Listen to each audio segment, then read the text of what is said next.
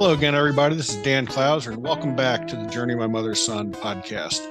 I'm joined with another one of the incredible artists that we were fortunate enough to kind of bump into at the Philadelphia Folk Festival.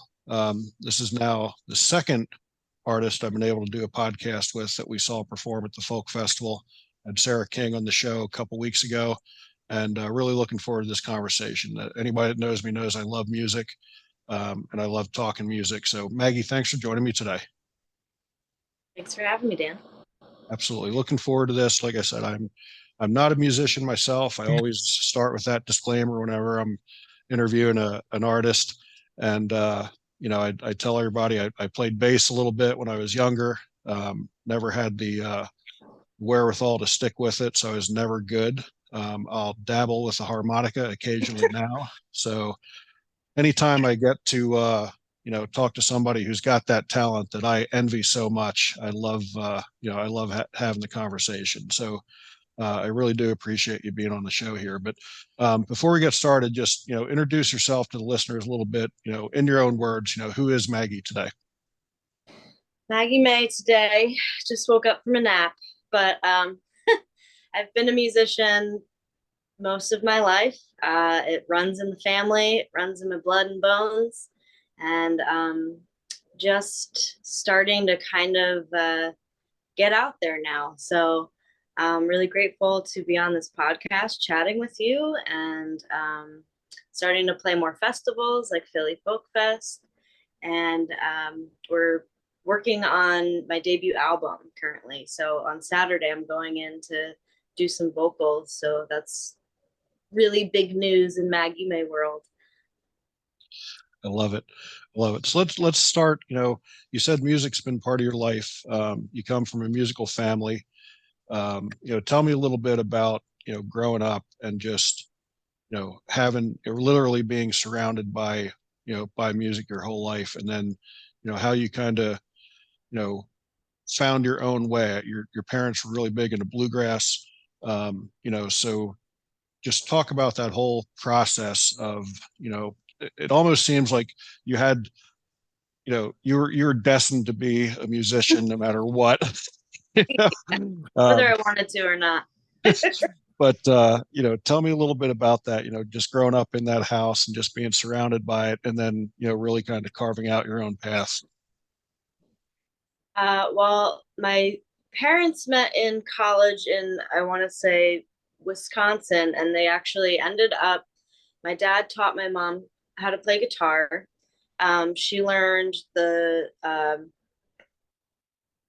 certain like Celtic drums. I'm blanking on the name right now, and penny whistles and flutes. So they ended up forming a bluegrass band called the Wild Oats. So I grew up listening to bluegrass. My dad plays every stringed instrument you can imagine. So there were mandolins and banjos and guitars all around the house all the time. And, I grew up crawling into guitar cases, and it was pretty cool, actually. I didn't realize until, I was a little bit older that not everybody's family had jam sessions every Sunday. And everybody, my parents' friends would come over and they'd play Irish music and bluegrass music and folk music. At the age of 3, we were going to Falcon Ridge Folk Festival every year. Well, I was 3. And that was, like a second Christmas every year is the greatest part of my life. I think I went until I was 18, and then I started going to bigger jam band festivals. And I started kind of nudging my dad to teach me the guitar when I was about 7. I didn't take it super, super seriously until I want to say 15 or 16. I started getting guitar lessons. And then I ended up going to college after much deliberation and even thinking about joining the military for a hot second for fashion design. I spent a month in fashion design, hated it, took a walk through the music wing, and was just like instantly with family. So I finished out my degree. I got my associate in the arts doing music, And I ended up actually taking a break from music. I was in a pretty tumultuous relationship for a couple of years that kind of just led me away. I wasn't playing a ton. It didn't make me feel good about my voice or my playing.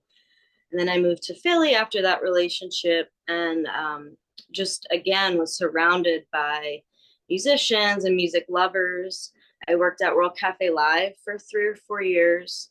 And then I really just got that nudge, and felt like I was finally surrounded by the right people to jump back in again. And a big, big, big part of why I am where I am, not only my mom and dad, but my grandpa every year on Christmas would say, Maggie, you really got to get back into music. You were so good at it. And I was just so sick of disappointing my grandpa. So I was like, you know what? It's time. We got to do this. So he passed a few years ago, and I resolved to never quit again. Yeah, that's awesome. How important was it to have that support from the family, though? Even up in generational support, really, that your grandfather was urging you to do it as well. I think the most important.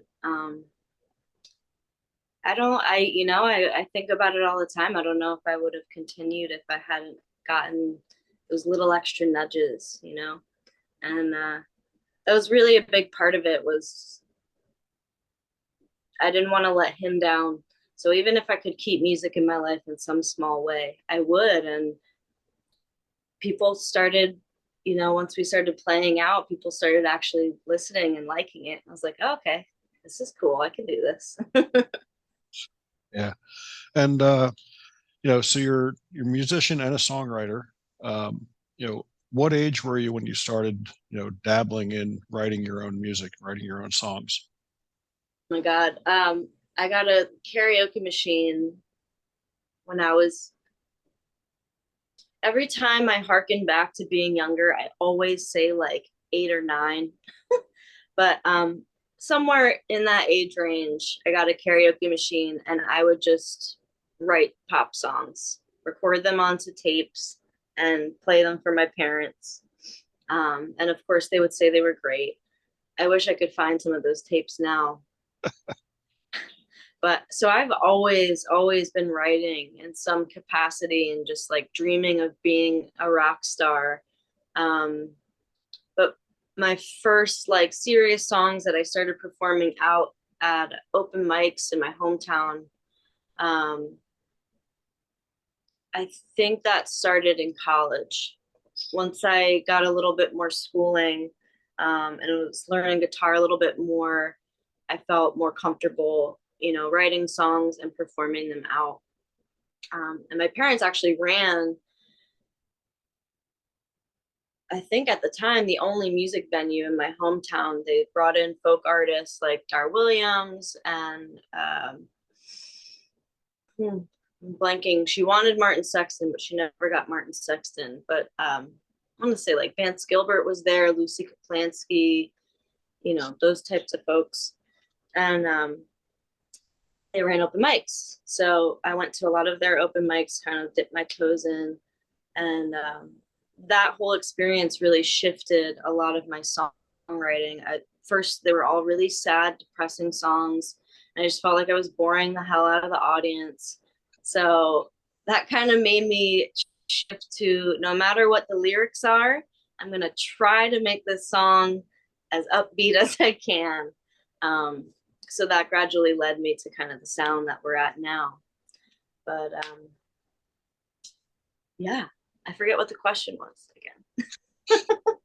Well, but so seeing kind of the back, with your parents running a venue, kind of seeing how everything worked in the background. How has that benefited you, today, when you're going to a venue and performing and that sort of stuff? Um, my mom always, whenever she saw an artist, she would come to me and make sure I knew what they could have done better. So that sounds kind of judgy, but she was always like, when you're talking in between songs, make sure you're clear and concise and you keep your voice up and you're not kind of like droning along and keeping your voice really low. And, just giving me all these little tips and pointers.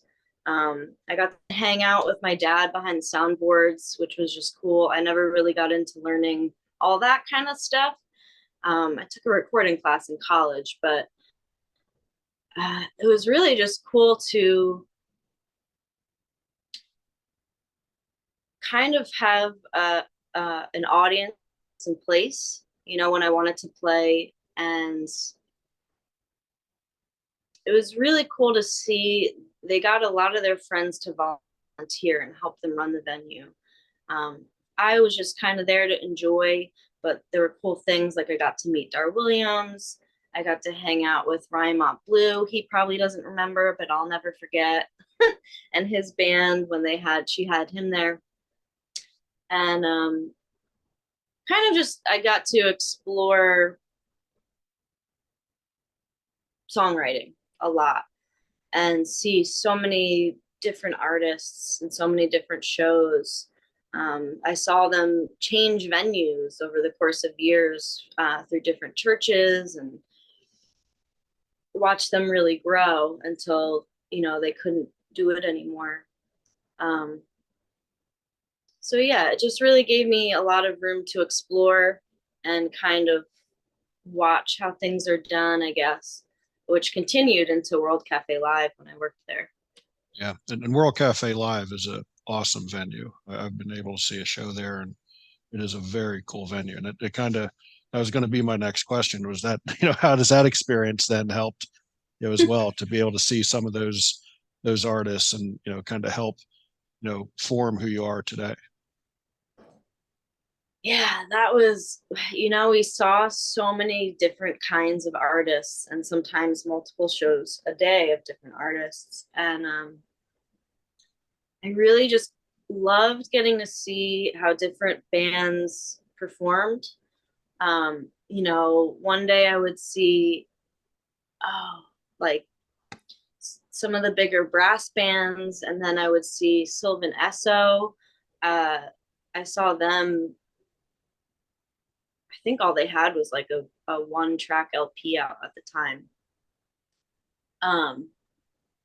Swift Technique, I like fell in love with there. And it just like was really cool to see all the different types of performers and kind of pick up like pieces of that. And, I do my best and during our live shows to add little elements of that I like. But learning that, seeing how they sound checked was cool. There were a few times I got to run food to some of the artists, and Kimbra, I got to run food to Kimbra, and she was like so nice and gave me an extra tip. Picking the brains of the sound guys after work and hearing, from my coworkers what they liked in an artist. And that also, like, a lot of the people who work at World Cafe Live are also musicians.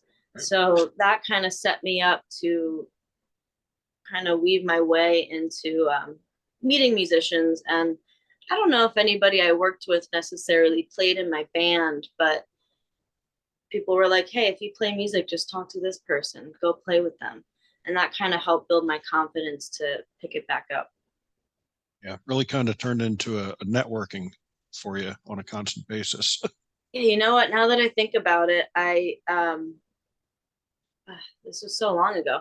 I met my now ex-boyfriend there. We started dating, and his best friend was friends with Boy Wonder, who's like a big personality in the music scene here. So he's, I think, the way I got my first gig in Philly. So yeah, that really did kind of firsthand lead me to starting to play here and getting to where we're at now. Yeah, it's very cool. So with your interaction with artists, and knowing what, what effect that had on you, especially when you were younger, um, has that kind of helped you in how you interact with fans after shows or before shows? When they're coming up to talk to you after a show and stuff like that. I hope so. um, yeah, I mean, I do my best to kind of,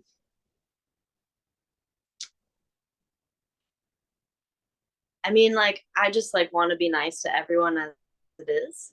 Um, but kind of just keeping in mind that, there's a story behind everybody, and you never know who you're going to meet and what they're going to say and who they know and what they know. So, yeah. And I really got a good impression from Dar Williams when I met her, and Karen Savoca when I was really, really little. And just, they're both such warm, welcoming women.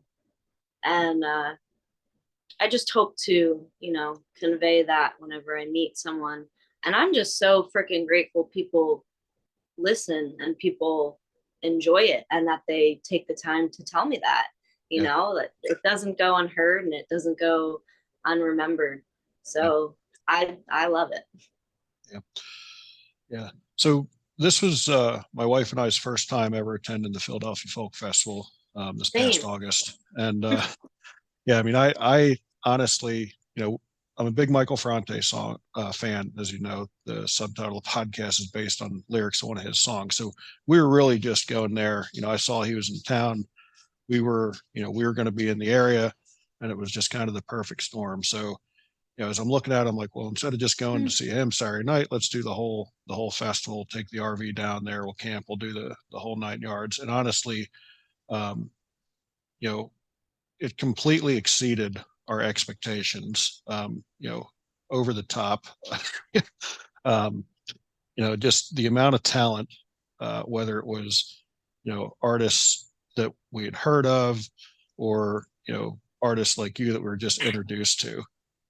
So it was really an amazing experience for us, and even just like walking through the campground area and listening to some of the talent, in the campground that never got on a stage, at 1 o'clock in the morning or For whatever. It was sure. just, blew me away. So um, tell me a little bit from an artist standpoint, what that experience was like for you.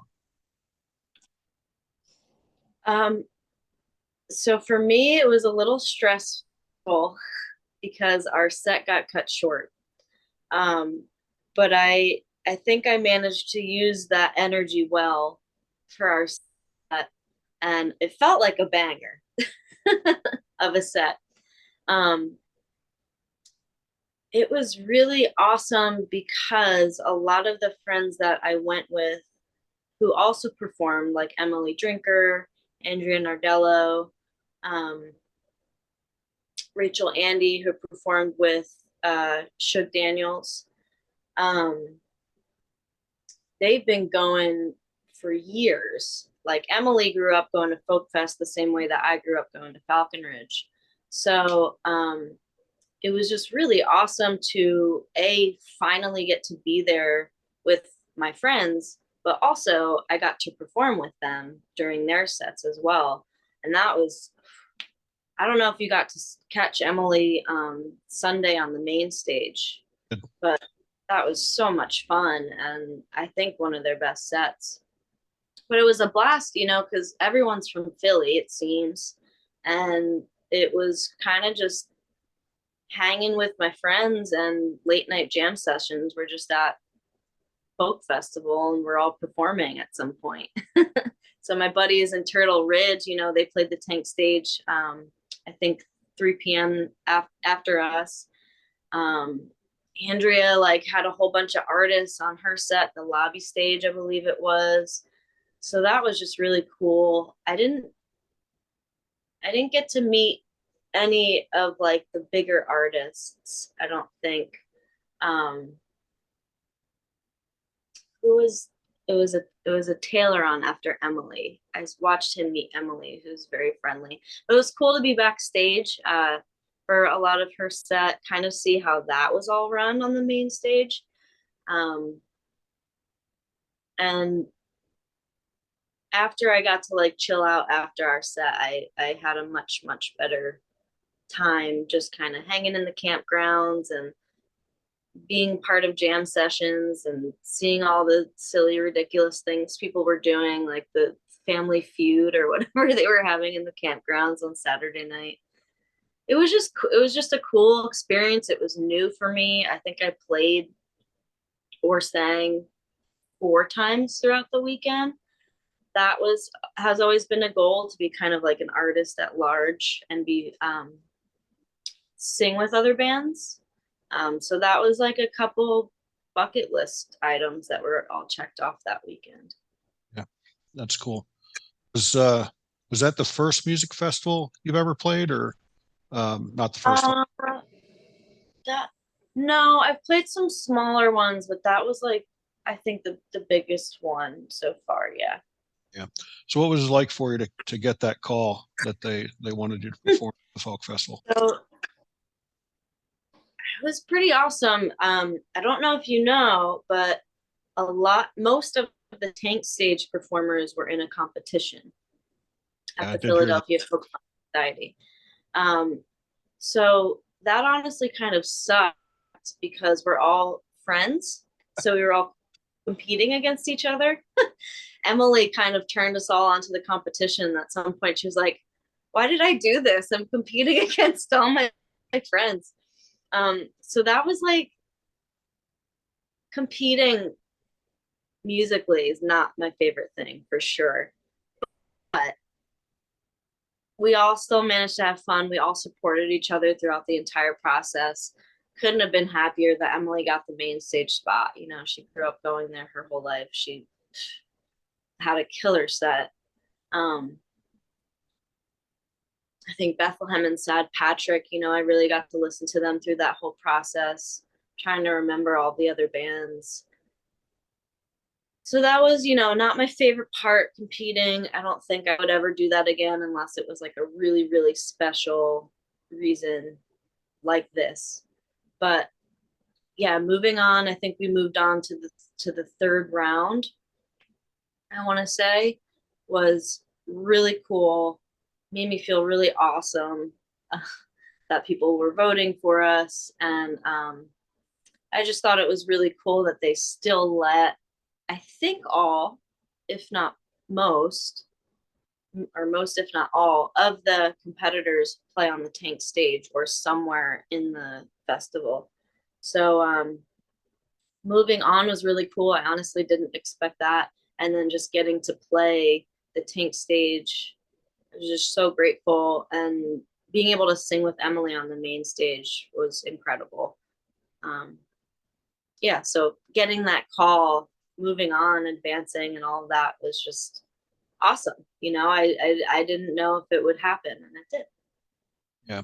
Yeah, and I think it is kind of weird to compete in a musical type setting because it's not, music and art isn't something that is generally, competitive. It's like, hey, I love this song, but I love this song. I love this artist, but I love this artist. So I can imagine that that was probably very awkward for all of you who went through that process because, again, art is special to whoever's listening to it, whoever's viewing it.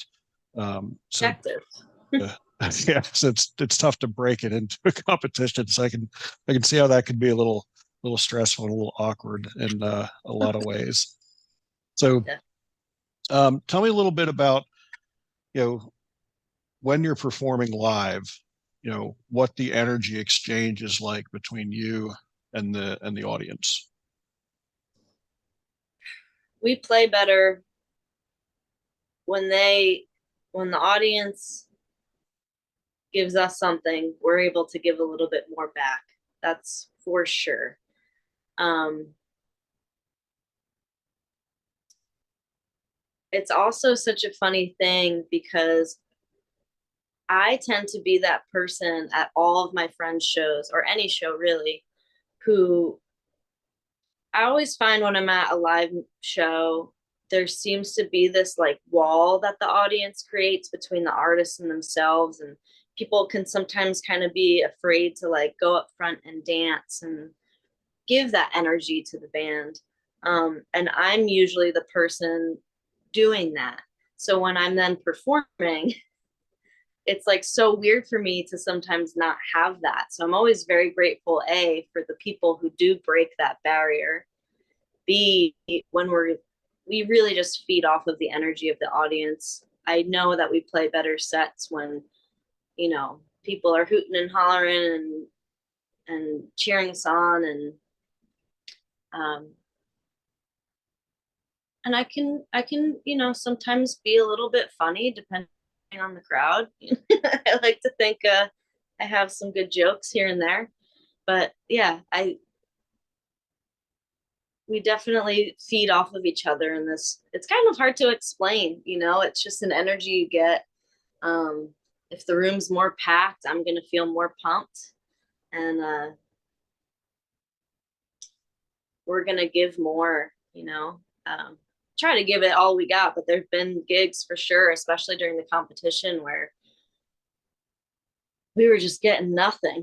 It's like, oh man, is this gonna go well? You know, but you still try your best. But yeah, it's definitely a co. What's the word for it? You're just like feeding off each other. It's definitely reciprocal, I think, and I think Yes. it gives you a dopamine rush that is hard to explain. And you know, several years ago, a couple of friends of mine who are in a band talked me into getting up on stage and playing harmonica with them. And initially, quite frankly, I was scared shitless to get up on stage. But then once I did, and again feeling that energy, it was like nothing I've ever experienced before. So anytime they invite me up, I'm more than willing to go up now, because it is definitely a like I said, unless you experience it, it's tough to actually describe it to someone else for sure. So I always And like I to. will say, I definitely have.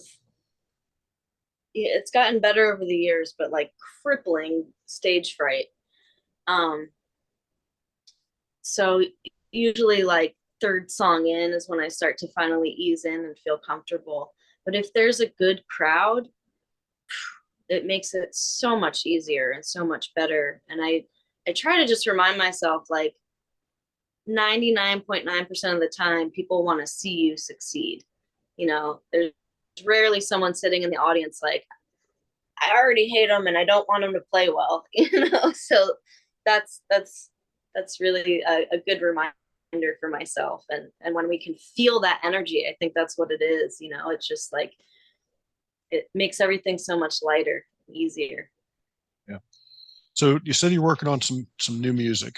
Tell me a little bit about that. What can people expect? When do you have a release date yet, or you're not that far along yet to know where the release date is? Or tell me a little bit about that. Don't quite know. I think it's at the point where it'll be done early next year. We have pretty much everything done except for vocals and just a few little like add-ons here and there, and then mixing and mastering. But it's actually, this album is going to be 10 songs, most of which like 10 years ago. So over the course of the past 10 years, I've been playing these same songs. There's a couple on there that are newer, like within the past 3 years. So new, new in the sense that they're recorded and they're going to finally be out in the world and not just at live shows. But a lot of these have been with me since I started writing. So I'm really just excited to get those out, let them live a life of their own. And then for me, it feels like once this is done, I can kind of be the end of one musical chapter, and I can then go on with, other songs. And I have been writing newer songs lately, and I think they're very different, from what this album's going to be already. I've had 10 years or more to kind of, I would say I've had 11 or 12 since being in college, to kind of grow as a writer. And Um, working with different band members over the course of the years, my sound has kind of evolved. So what people can expect is a lot of the songs, if they've been to our live shows, to finally be a recorded version that they can go back to and listen to. And once this is done, hopefully expect a lot more. Yeah. So what's that process like for you? I mean, I'm sure it's almost like raising a child, as you're kind of nurturing these songs and getting them out there into the world. We actually, in order to raise the money for this album, because that's the biggest inhibitor, I think, for any artist. Making an album is expensive. And I did an Indiegogo campaign that we successfully raised the money for. So that in and of itself, I don't think I slept for like 3 months. So huge relief to successfully complete that, have the funds. And it was like all of a sudden, oh snap, I can send like a few $1,000s to my producer. Like, oh, I can pay my artists what they deserve. I can pay for a photo shoot. All these awesome things that it was kind of just lagging. And it does feel kind of like a kid, I guess, or like my songs are an invisible best friend, and they've kind of just been living inside my head forever. Yeah, it kind of feels like, I raised you, you're good. Now it's time for you to be out on your own and I can get on with my life. It's exciting, and most of the weight on the vocals has been kind of like a mental thing, just making sure I feel good enough to sing for it to be there forever.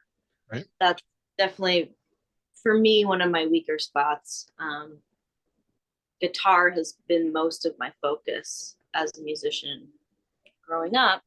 So once we get that done, I think I'm just going to feel like a new person. Yeah. Do you find yourself almost over polishing the vocals, to get it to a point where it's, perfect? Oh, I don't want to know what my producer thinks about, hanging with me in the studio. I'm definitely a perfectionist, my own worst critic. There's times where like I take more and more takes and he's like, I think we got it on the second one. Yeah, it's hard. Recording is hard. And I think if you talk to any artist, they'll say that playing live and playing in a studio to record something that's going to be there forever are two totally different games, two different monsters. And it's kind of like a mental roller coaster being in the studio. And I think the hardest part for me is like imagining other people listening to it. And I've listened to these songs forever. And I remember when I was 20 and I was singing this song and writing it for the first time. And it's like, what are people going to think? Are they going to enjoy my voice? Are they going to, dig the licks? Or are they going to like the riffs? And I think a lot of it's just going to be battling myself and saying, all right, this is good. I trust my producer. This is what I pay him for. Yeah.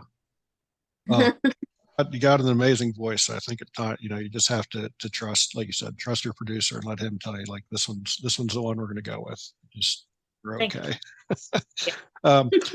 So we talked about a lot of different things. Is there anything that we didn't cover that you'd like to bring up to the listeners before we wrap things up?